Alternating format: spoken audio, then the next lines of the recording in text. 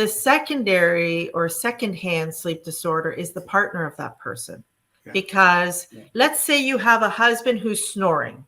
He's going to end up with cardiovascular problems. The wife beside him, her brain, we talk about everything shutting down and we're sleeping, but there's still always a part of your brain and your consciousness that is aware and is constantly scanning the room every 40 seconds. So that person who's sleeping beside her loved one, the brain is noticing, hey, he stopped breathing, wakes her up.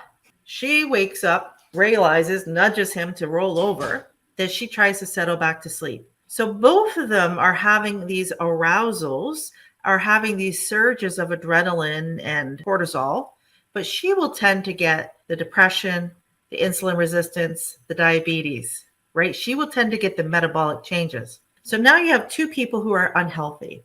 How do they interact with their children?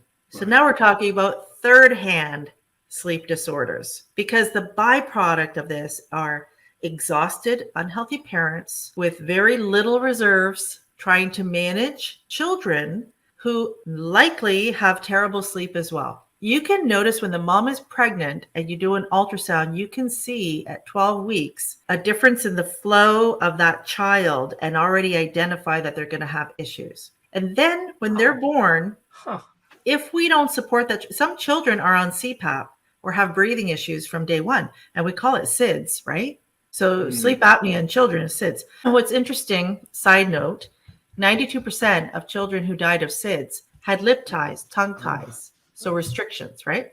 So you have these children that are growing up in an age where we don't respect sleep the same way. I can't tell you how many parents I say about their 2 or 3-year-old, oh, they won't nap. They won't nap. Oh, they don't go to sleep. They stay up all night, right?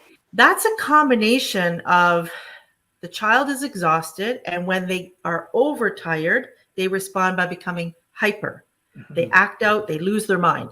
Normally, we would say that kid needs a nap, right? The more hyper they get, that kid needs to sleep. We know that, but you're dealing with exhausted parents who can't deal with it, right?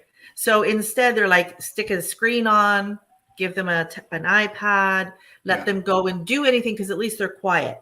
And that child now looking at the screen and the bright colors is getting these surges of dopamine